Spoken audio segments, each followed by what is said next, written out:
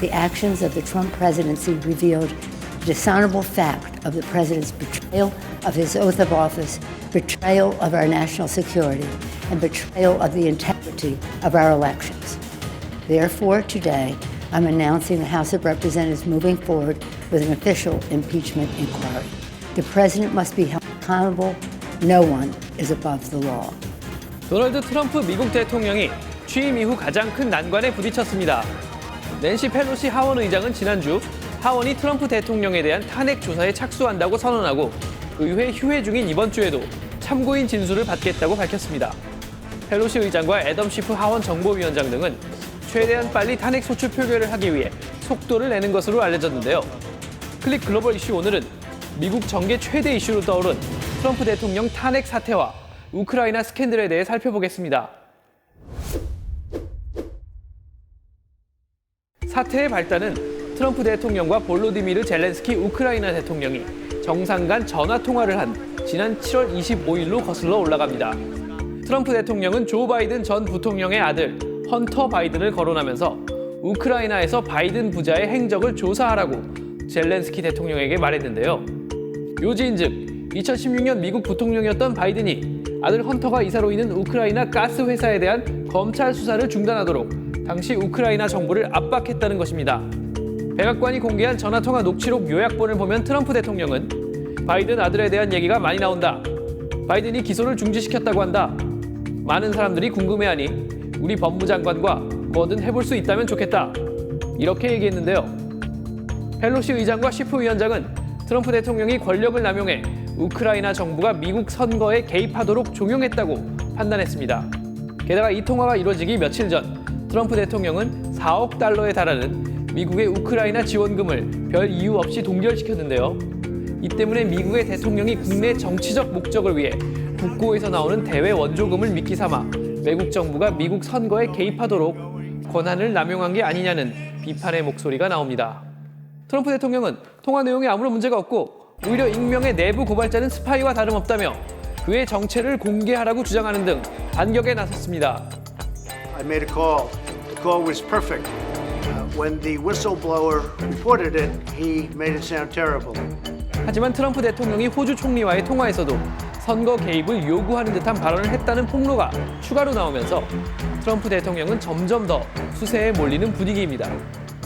탄핵에 대해 조금 더 자세히 알아보겠습니다. 탄핵, 임피치먼트.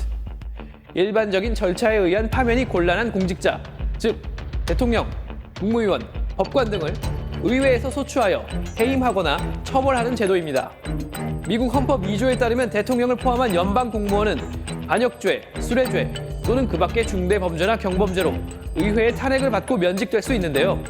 오직 하원만이 탄핵 소추안을 낼 수 있기 때문에 이번에 펠로시 하원 의장이 막강한 권력을 행사한 겁니다. 탄핵 가결은 하원 의원 435명 가운데 과반인 218명 이상이 찬성해야 하는데요. 현재 하원은 민주당 235석, 공화당 197석, 무소속 1석, 공석 2석으로 구성돼 있죠. 즉 탄핵 소추안이 상정되면 트럼프 대통령의 탄핵은 하원에서 가결될 가능성이 높습니다. 그 다음엔 상원에서 최종 탄핵 심판을 하는데요. 상원 의원 100명 가운데 3분의 2가 찬성해야 합니다. 현재 상원 의석은 민주당 45석, 공화당 53석, 무소속 2석인데요. 즉 민주당 소속과 무소속 상원 의원 전원이 탄핵에 찬성하고 공화당 소속 상원 의원 20여 명이 찬성해야 트럼프 대통령은 미국 대통령직에서 탄핵으로 최종 파면됩니다.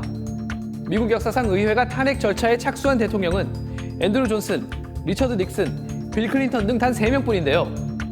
이 가운데 닉슨 대통령은 워터게이트 도청 사건으로 1974년 파면이 확실시되는 상황에서 하원 탄핵 표결 전에 사임했습니다. 존슨 대통령은 1868년 당시 법을 거스르고 장관을 해임했다가 클린턴 대통령은 1998년 인턴과의 불륜 관계에 대해 위증했다가 각각 하원에서 탄핵 소추안이 통과됐지만 상원 표결에서 기사회생해 임기 끝까지 대통령직을 수행했습니다. 입법부 권력이 국가 수반의 권력을 견제하는 탄핵 사례는 전 세계적으로도 여러 번 있었는데요. 한국에서는 2004년 노무현 대통령과 2016년 박근혜 대통령에 대한 국회의 탄핵안이 가결됐죠. 헌법재판소의 탄핵 심판 끝에 노 대통령은 대통령직에 복귀한 반면 박 대통령은 최종 파면됐습니다. 이 밖에 인도네시아의 압두라만 와히드 대통령과 리투아니아의 롤란다스 팍사스 대통령도 탄핵당했는데요. 그러나 앞서 미국 의회 구성에서 보았듯이 트럼프 대통령이 설령 하원에서 탄핵당한다 해도 상원에서 최종 파면될 가능성은 높지 않아 보이는데요. 그럼에도 펠로시 의장과 민주당이 탄핵을 추진하는 건 어떤 배경에서일까요? 정치 전문가들은 트럼프 대통령이 미국 건국의 아버지들이 가장 경계했던 외세의 개입이라는 영린을 건드렸다고 지적합니다.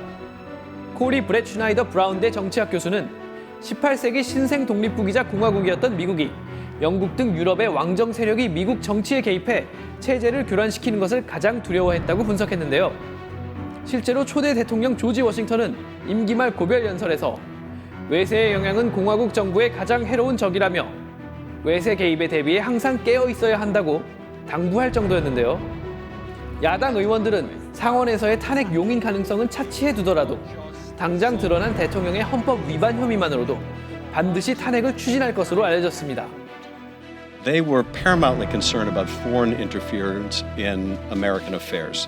It's hard to imagine a set of circumstances that would have alarmed the founders more than what's on that call. 취임 3년 만에 최대 위기에 봉착한 트럼프 대통령. 여러 차례 고비에도 오뚜기처럼 버텨낸 트럼프 대통령이 과연 이번 위기도 무사히 넘길 수 있을지 세계가 주목하고 있습니다.